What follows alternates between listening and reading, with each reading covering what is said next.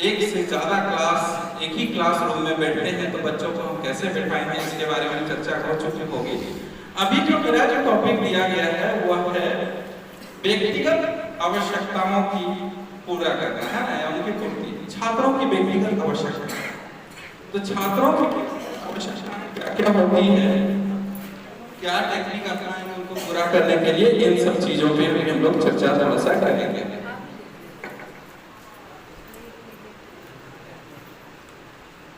ये technical issue okay, कभी चलेंगे जिसमें उनका छात्रों की व्यक्तिगत आवश्यकताओं को पूरा करना। जैसे कि हम जानते हैं कि जो भी छात्र होते हैं सबकी अलग अलग अवधारणा होती है, अलग अलग आवश्यकता होती है। क्योंकि जब हम क्लास वाइज एक ही रूम में हम बिठाते हैं 1 से लेके 5 तक या 1 से लेके 8 तक, तो बच्चों का एज गैपिंग भी काफी होती है। और जब एज गैपिंग होगा तो बच्चों का नीड भी अलग अनुसार होगा, उनकी आवश्यकता भी अलग अलग होगी। अब बताइए कक्षा 1 और 2 का जो आवश्यकता होगी, कक्षा 5 के बच्चों का आवश्यकता उसके अनुरूप होगी, उनका कुछ अलग रहेगा। अगर हम 1 और 2 के बाद जो पढ़ा रहे एक साथ बैठा दिए और सिर्फ क्लास 1 और 2 को ध्यान में रख के लेसन प्लान बनाया और उनके अनुसार पढ़ा है, तो कक्षा 5 और 4 वाला क्या करेगा? अगर देखेगा उनका ध्यान लगेगा ही नहीं, क्योंकि उनको पहले से आता है वो सारी चीज। तो इन बातों को भी हमें ध्यान देना है कि छात्रों की, क्योंकि एक ही क्लास में अलग अलग छात्र बैठे हुए हैं, विद्यार्थी बैठे हुए, उनकी बातों को हमें ध्यान देना है, तो ही व्यक्तिगत आवश्यकताओं को हम पूरा कर सकते हैं। तो उस पर थोड़ा चर्चा करेंगे। सबसे पहले देखते हैं कि यह जो है कि एक रूम में बहुत सारे क्लास को बैठा कर पढ़ाना, ये झारखंड की एक बहुत बड़ी विशेषता है, झारखंड के स्कूलों में, और हम शिक्षक भी हैं जो इसको संभाल रहे हैं। ये चीज को मानिए, ये सच्चाई है, वास्तविकता है। बहुत सारे विद्यालय में एकल शिक्षक है। तो पहले तो हम इसको देखेंगे। दूसरा हम लोग देखते हैं कि हर छात्र की जो एक रूम में बैठा कर, सबकी सीखने की कला अलग होती है, सीखने की शैली अलग होती है, सीखने की रुचि अलग अलग होती है ना, सबकी मनोदशा अलग होता है, सबकी योग्यता स्तर अलग होता है। तो इन सारे चीजों को देखना, साथ में सबकी सामाजिक पृष्ठभूमि भी अलग है ना, कौन किस तरह से बैकग्राउंड से आया है, यह भी हमें ध्यान में रखना है और उनके अनुसार से हमें शिक्षा करना है। तो अगर इस बातों को हम समझ जाएंगे, अपने विद्यार्थी की आवश्यकताओं को समझ जाएंगे, उनकी क्या क्या नीड है, उस नीड को हम समझ जाएंगे ना, तो हम सफल हो जाएंगे। क्योंकि विद्यार्थी के व्यक्तिगत आवश्यकताओं को जब समझ जाएंगे और उनके जो डिजायर है, जैसे हमारे साथ रांची के टीम से जो आए हुए हैं, यहाँ पे आ रहे हैं, सर का स्वागत कीजिए तालियों के साथ। हमारे साथ जिला शिक्षा प्रशिक्षण संस्थान के प्राचार्य महोदय भी हैं। आइए सर। धन्यवाद सर। तो मैं बात कर रहा था छात्रों की व्यक्तिगत आवश्यकता। जब व्यक्तिगत नीड, छात्रों का कोई इंडिविजुअल नीड होता है, किस छात्र को क्या चाहिए है ना, इस चीज को जिस दिन हम समझ जाएंगे हम सफल हो जाएंगे। क्योंकि कहते हैं कि जब भी छात्रों को समझना ही सबसे बड़ी हमारे लिए उपलब्धि है। जब हम अपने छात्रों को समझ जाएंगे, उनके नीड को समझ जाएंगे, उनके मनोदशा को समझ जाएंगे, इमोशंस को, कि हर प्रतिदिन बच्चे अलग अलग इमोशन से आते हैं, तो वो सारी चीजों को जब हम लोग समझ जाएंगे, समझे कि हम सफल हो गए। जिस दिन आप समझ के आए और उसके अनुसार से पढ़ाना शुरू किया, आप सफल हो जाएंगे। तो एक चीज यहाँ चलते हैं। अब देखते हैं कि ये जो व्यक्तिगत आवश्यकता है, इसका अर्थ हम क्या कर सकते हैं। जैसे मैंने पहले ही बताया कि हर छात्र की सीखने की शैली, सब अलग अलग तरीके से सीख रही है। यहाँ पे हमें एक चीज और ध्यान देना है, क्योंकि एक क्लास में अलग अलग क्लास के बच्चे बैठे रहते हैं, एक क्लासरूम में अलग अलग क्लास के, तो बच्चों का एज गैपिंग भी होता है। तो एज गैपिंग के अनुसार उनकी योग्यता जो होगी वह भी अलग अलग होगी, उनकी सोचने समझने की शक्ति भी अलग अलग होगी। तो यह भी हमें ध्यान देना है। देन उसका सीखने का गति, हम लोग देखते हैं क्लास में अक्सर हम लोग देखते हैं हर तरह के बच्चे मिलेंगे, कुछ तेज और कुछ कमजोर, मतलब कम धीमी गति से सीखने वाला, लेकिन ज्यादातर एवरेज मिलेंगे। आप जब क्लास में पढ़ाते होंगे ना, कभी कुछ प्रश्न पूछते होंगे, 4-5 बच्चे फटाक से हाथ खड़ा कर देंगे, सर हम बोलेंगे, बाकी बच्चे खड़े हैं। कुछ बच्चे तो ऐसे होते हैं कि बोलना नहीं चाहते हैं, उनको खड़ा करके ये बोलो बोलो, ये उसमें तो पहला कभी उनको समझना है कि किस वजह से वो नहीं बोल रहे। जब तक बच्चा और टीचर में कोई कम्युनिकेशन नहीं होता है, तब तक शिक्षा हमारा सफल नहीं होगा। ये वन वे कम्युनिकेशन की अवधारणा गई। पहले होता था टीचर सेंटर्ड एजुकेशन, टीचर आए पढ़ाते गए, है ना, टीचर आए ब्लैक बोर्ड के सामने पढ़ाते गए, बच्चे पढ़ते गए, क्या पढ़े क्या नहीं कोई मतलब नहीं। लेकिन अब वो चीज नहीं है। हम लोग बात करते हैं, हम लोग देखते हैं कि स्टूडेंट सेंट्रिक एजुकेशन आ गया है, चाइल्ड सेंटर काल केंद्रित शिक्षण की जो बात करते हैं 2005 से ही देखते हैं हम लोग, है ना। तो जो बाल केंद्रित शिक्षण की व्यवस्था है तो हमें बाल यानी कि छात्रों को हमें समझना होगा, छात्रों की रुचियों को समझना होगा कि छात्र किस रूप में सीख रहे हैं, उनकी रुचि क्या है, उनकी गति क्या है, इन सारे बातों को हमें समझना होगा। और जब हम सारे चीजों को समझेंगे तो बच्चे खुद करके सीखेंगे, क्योंकि बाल केंद्रित शिक्षा में क्या है, बच्चे मेन है। और बाल केंद्रित शिक्षा में एक चीज यह है कि जब तक टू वे कम्युनिकेशन नहीं होगा तब तक वो शिक्षण सफल नहीं होगा, क्योंकि बच्चे को हम जान ही नहीं रहे हैं। जो चीज हम बताएं बच्चा समझा कि नहीं समझा, जब तक टू वे दोनों तरफ से बात नहीं होगी शिक्षक और छात्र में, तब तक हम लोग कह पाएंगे कि वो समझा कि नहीं ना। तो बहुत जरूरी है पढ़ाने से पहले यह तय करना, बच्चों को इस रूप में रेडी करना कि वो आपसे बात करे किसी भी बात में। क्योंकि यह देखा गया है जब हम विजिट करते हैं तो ज्यादातर हमें देखने को मिलता है कि शिक्षक गए बोर्ड के पास खड़े हो गए, पेंसिल चौक जो भी है उठाए या टेबल के पास बैठ गए, पढ़ाना शुरू, बच्चा रटना शुरू। बाद में पूछो क्या पढ़ा है, बच्चा भूल जाता है। तो ये बात होती है कि कमियां क्या है, टू वे कम्युनिकेशन, जिसकी वजह से हम लोग नहीं जान पाते हैं बच्चे की खूबियों को, है ना। बच्चे की जब तक बात नहीं होगी तब तक बच्चे की रुचि नहीं जानेंगे, बच्चे की क्षमता नहीं जानेंगे, बच्चे की क्या गति है सीखने की वो नहीं जानेंगे। तो इन सारी चीजों के प्रभाव पड़ता है हमारे शिक्षण में, है ना। तो इनको हम समझेंगे।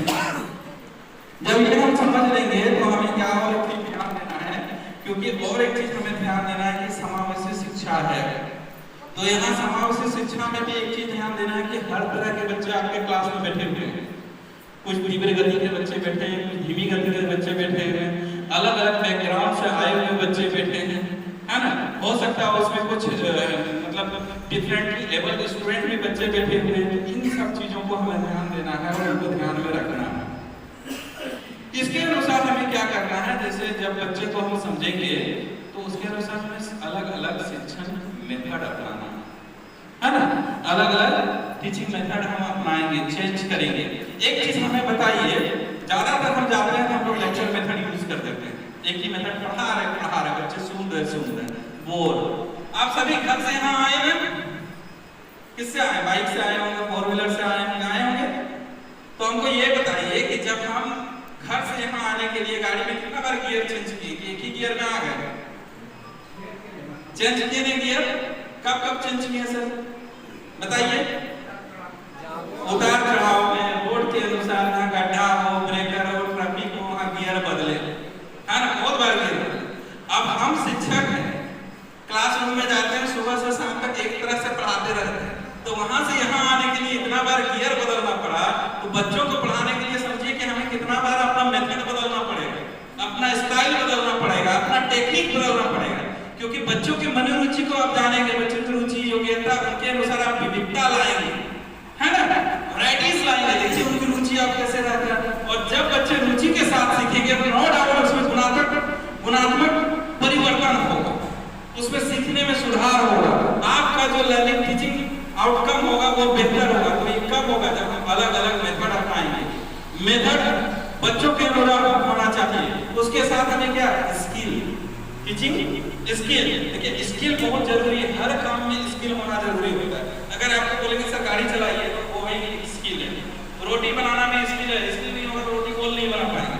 तो पढ़ाना भी एक स्किल है, हमें बच्चों के अनुसार हमें स्किल अपनाना, वो चीज हमें जानना है। उसके बाद अगर हम देखते हैं फिर आता है टेक्निक, है ना, तो उन टेक्निक पे भी हमें ध्यान देना है। इसीलिए यहाँ पे अनुकूलन शिक्षा कहा गया है कि जब आप बच्चे को समझ गए कि आपका बच्चा किस रूप में आगे बढ़ रहा है, उनमें क्या क्या खूबियां और कमियां हैं, उसके अनुसार आप मेथड, स्किल और टेक्निक अपनाएंगे। ठीक है, आगे हम लोग और बात करते हैं। इसमें समावेशी कराना है, इंक्लूसिव इन्वॉल्वमेंट। यहाँ पे हमें एक चीज याद रखना है कि बच्चे ऐसा इन्वॉल्वमेंट क्लासरूम हमें बनाना है कि वो सुरक्षित महसूस करे, पहला। दूसरा, उत्साहित महसूस करे, है ना। बच्चों में एक चीज ये बहुत ज्यादा होता है, जब उसको आप उत्साह कर देंगे ना, वो पूरे तरह से उत्साहित हो जाएंगे, अपने से बोलेंगे सर हम करेंगे, सर हम करेंगे, कुछ लिखने बोलेंगे सर पहले हम जाएंगे, हम करेंगे, है ना। तो ये माहौल हमें तैयार करना है क्लासरूम का, इस माहौल को हमें तैयार करना है ना। तो इन चीजों को हमें ध्यान देना है कि किस तरह से हम करेंगे। तो ये दो चीज देखें। तीसरा देखें कि आकर्षक अनुभव, यानी कि शिक्षण को हमें रोचक बनाना है, इंटरेस्टिंग बनाना है, ठीक है, और प्रेरणादायक। दो चीज हमें यहाँ देखना है। देखिए एक कहावत भी है ना कि एक घोड़े को 10 आदमी पकड़ के तालाब तक ला सकता है, लेकिन जब तक उसको पानी पीने की इच्छा ना हो, पानी पिला सकते हैं नहीं ना। तो बच्चों में पढ़ाने से पहले उनको रेडी करना है, रेडीनेस में लाना, उस मोड में लाना है कि बच्चे हैं, है ना, उनका तो अलग तुरंत ध्यान इधर से उधर, उनको रेडीनेस में लाना, उनको प्रेरित करना है, प्रेरणा उनमें लाना है। और कहते हैं ना ग्रेट टीचर वही होते हैं जो मोटिवेट करते हैं, जो दूसरे को, जो आपको देख के बच्चे मोटिवेट करते हैं। तो ये चीजें हमें करना है। दूसरा, शिक्षण को इतना रोचक आप बना दीजिए, है ना, बीच बीच में आप गेम करा दीजिए। जब बच्चे बोर होने लगे, बच्चों को आप मनोदशा को समझिए, जब बोर हो रहे हैं गेम करा दीजिए, कुछ और ज्यादा एक्टिविटी करा दीजिए, है ना। तो इस तरह का जब आप टेक्निक्स अपनाएंगे तो नो डाउट बच्चों की रुचि बरकरार रहेगी और उनमें सीखने में गुणात्मक सुधार होगी। यहाँ पर से कोई प्रश्न भी पूछ सकते हैं। चलिए एक और बात करते हैं कि मुख्य चुनौतियां क्या क्या होता है हमें। सबसे पहले तो देखते हैं कि अभी तक की जो चुनौतियां हैं, सीखने में व्यापक अंतर है, लर्निंग गैप, जिसको पूरा करने के लिए ज्ञान सेतु वगैरह आया था, है ना। तो लर्निंग गैप क्या होता है, क्यों ऐसा हो गया? क्योंकि बच्चा प्रमोट होकर अगला क्लास में चल गया है, लेकिन उसको पिछले क्लास का ही विषय वस्तु उसको नहीं आ रहा। अभी 3-4 क्लास का ही नहीं ऐसे मिलता है, हर विद्यालय में 2-4 बच्चे ऐसे मिल जाएंगे हर क्लास में जो 3-4 में पहुंच गए, लेकिन उसको ABCD क नहीं आ रहा और नहीं आ रहा, ठीक है। तो ये होता है लर्निंग गैप। तो पहली जो चुनौतियां हैं हम लोगों के सामने, जो लर्निंग गैप हम लोगों मतलब हम शिक्षकों के सामने, आप हमसे बेहतर जान जाओगे इन चुनौतियों के बारे में, क्योंकि आप डेली इससे, है ना। तो पहली जो चुनौतियां हैं वो लर्निंग गैप जो है वो चुनौती है। दूसरा ये है कि जब बड़ा क्लास हो, जहाँ छोटा है बच्चे कम है, तो व्यक्तिगत रूप में सब पे ध्यान देना पॉसिबल है, लेकिन जब क्लास बड़ा हो जाए तो सब पर ध्यान देना थोड़ा टफ हो जाता है ना सर, होता है ना। तीसरी बात अगर हम करें, जब इस तरह की बात आती है तो हम पाठ्यक्रम को समय पर पूरा नहीं कर पाते, जो हमारे कैरिकुलम है, जो बच्चों को सिखाना हम पूरा नहीं कर पाते। क्यों नहीं कर पाते हैं? क्योंकि अगला पॉइंट देखिए कि शिक्षकों पर अत्यधिक कार्यभार, रिपोर्टिंग है, तो ये है, तो बच्चों को बुलाना, यहाँ जाना, वहाँ जाना, तो बहुत सारा इस तरह की बातें हैं, अलग अलग रजिस्टर मेंटेन करना है। और एक शिक्षक अगर विद्यालय में है तो ये काम काफी टफ हो जाता है, जिसके कारण हम पूरा नहीं कर पाते। लेकिन फिर भी इन सब में हम चाहेंगे कि बेहतर हम कर सकते हैं, इस पर हम चर्चा करेंगे। तो हम लोग इसके लिए कुछ रणनीतियों पर चर्चा करेंगे। पहला क्या करेंगे, व्यक्तिगत शिक्षण योजनाएं बनाएंगे, है ना, इंडिविजुअल एजुकेशनल प्लान, है ना, इंडिविजुअल एजुकेशनल करेंगे। इसके तहत हमें देखेंगे क्या करेंगे, पहला तो कि सभी छात्रों का, सब छात्रों का बेस लाइन असेसमेंट करेंगे। बेस लाइन मतलब देखेंगे कि कौन छात्र किस स्तर पर है, क्लास को भूल जाएंगे सबको। हो सकता है बहुत बच्चा ऐसे होगा जो 3 या 4 या 5 में चला गया होगा, लेकिन जब बेस लाइन असेसमेंट करेंगे तो वो 1 या 2 में आ जाएगा, ऐसे भी मिलेगा। तो पहला हमें समझने के लिए, बच्चों को समझने के लिए, उनकी योग्यता को समझने के लिए हमें क्या करना होगा, बेस लाइन असेसमेंट करना होगा। पहला हमें करना काम है बेस लाइन असेसमेंट। जब बेस लाइन असेसमेंट समझेंगे तो उस अनुसार से हम ग्रुपिंग कर सकते हैं। अलग अलग टाइम में देखिए, बच्चों को जब आप पढ़ाएंगे, एक क्लास में आपका 5 क्लास है, एक क्लास है ना, पहले सुबह आया, अपने क्लास के अनुसार बैठा, आप अटेंडेंस ले लीजिए। उसके बाद एक क्लास आप ऐसे ले सकते हैं, सेकंड क्लास में आप फिर ग्रुप को तोड़ दीजिए, एक एक्टिविटी भी हो गया। 35 मिनट का क्लास होगी, 35 मिनट में बच्चा पढ़ा, जो थोड़ा बहुत टाइटनेस उसमें आया, थकावट आया बच्चों में, से आपका ग्रुप चेंज होगा, तो उसमें फिर एक एक्टिविटी आ जाएगी, एनर्जी आ जाएगी, थोड़ा एक्टिविटी हो गया, इधर से उधर से इधर। तो किस रूप में हम लोग करेंगे फिर ग्रुप? तो जो बेस लाइन असेसमेंट करेंगे, जो बच्चों का है ना ओरिजिनल लर्निंग जो स्टेटस है उसके अनुसार से हम ग्रुप कर देंगे और उस अनुसार से पढ़ाएंगे तो बेहतर हो पाएगा। तो वहाँ पे हम देखेंगे। तो इसलिए यह जरूरी है कि छात्र की वर्तमान ज्ञान जो है उसको जानने के लिए और कौशल को जानने के लिए हमें क्या करना पड़ेगा? Baseline assessment.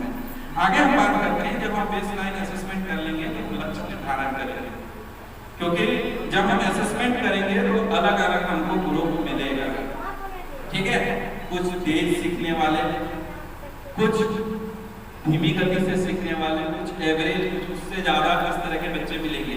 जैसे हम लोग कहते हैं ना कि पांचों उंगली बराबर नहीं हो सकता, वैसे ही एक क्लास में सभी बच्चे है ना नहीं होंगे बराबर। तो वहाँ पे हमें ये चीज ध्यान रखना है और उसके अनुसार हमें लक्ष्य निर्धारण करना है कि जो बच्चा है इस असेसमेंट के थ्रू मेरे इस ग्रुप में आया तो हम इनको क्या सिखाएंगे, कैसे प्रमोट करेंगे, ये लक्ष्य हमें निर्धारण करना है। जिसमें हमें देखेंगे छात्रों को, प्रत्येक छात्र के जो विशिष्ट गुण होते हैं उनको पहचान के उनके अनुसार हम पढ़ाई करेंगे। और इसके साथ अगला जो करेंगे, जो अगला रणनीति, इसमें रणनीति 1 में पहला बेसलाइन असेसमेंट, दूसरा लक्ष्य निर्धारण और तीसरा क्या है? प्रगति ट्रैकिंग। हाँ बिल्कुल होगा सर, एकदम होगा, ठीक है। तो प्रगति ट्रैकिंग, तो प्रगति ट्रैकिंग में क्या करना है? प्रगति कार्ड यूज करना है या जो भी आप चाहें, जो जिस तरह से इम्प्रूव कर रहा है बच्चा उसके अनुसार से फिर उसका ग्रुप चेंज करेंगे। ऐसा नहीं कि एक बार हम ग्रुप बना दिए, बच्चा कमजोर है, मान लीजिए 5 क्लास का बच्चा, वो बेसलाइन असेसमेंट में वो 3 में पहुंच गया और उस ग्रुप में बच्चा को हम कर दें साल भर हम उसी ग्रुप में रखेंगे, नहीं। उनका हम प्रोग्रेस रिपोर्ट देखेंगे कि किस तरह से वो प्रोग्रेस कर रहा है। जब वो प्रोग्रेस कर लेता है 4 में तो तुरंत उसका ग्रुप हम चेंज करके दूसरा करेंगे, फिर आगे बढ़ता है। तो ये रणनीति देखिए विशेष हमें करना होगा। पहली बात तो आप एकदम क्या बोलेंगे, तैयार हो जाएंगे कि आप विद्यालय के अकेले सिंगल शिक्षक है ना विद्यालय में, तो आप ही हैं कर्ता जो भी हैं आप ही हैं और कोई सपोर्टर नहीं है, तो आप ही को वहाँ कमर तोड़ मेहनत करना है। सबसे पहला जो हमारा दायित्व है कि हम मेंटली प्रिपेयर रहें। जब तक आप मेंटली प्रिपेयर नहीं होंगे कुछ नहीं होगा, जब तक आप मोटिवेटेड नहीं होंगे कुछ नहीं होगा। तो ये चीज सबसे पहले हमें करना होगा। तो इन सारी चीजों को हम लोग देखें। आगे तो बढ़ते, यहाँ तक कोई प्रश्न है या कुछ कहना चाहते हैं तो बोल सकते हैं, ठीक है, थैंक यू। आगे बढ़ते हैं। रणनीति 2, इसमें क्या करना? विभेदित शिक्षण अपनाना। विभेदित शिक्षण का मतलब है कि शिक्षण के मेथड जो हम बात किए हैं थोड़ा अलग अलग मेथड अपनाना है, ठीक है। रणनीति अलग अलग होते हैं, तो उसको हम लोग कैसे समावेशी करके, कैसे रोचकपूर्ण जो है उसको बना करके बच्चों को देंगे, ये तायब सर से और समीर सर से, सुबोध सर से बहुत अच्छी तरह से जानकारी मिली। इस ट्रेनिंग में जो प्रशिक्षण में हम लोगों को जो जानकारी मिली बहुत ही अच्छा लगा कि एक टीचर किस तरह से विद्यालय को मैनेज करेंगे और किस तरह से बच्चों को सिखाएंगे और किस तरह से हम लोग विद्यालय को संचालन करेंगे ताकि बच्चे रुचिपूर्वक हमारे विद्यालय आए, हमारे शिक्षा को ग्रहण करें। तैयब जी, समीर जी,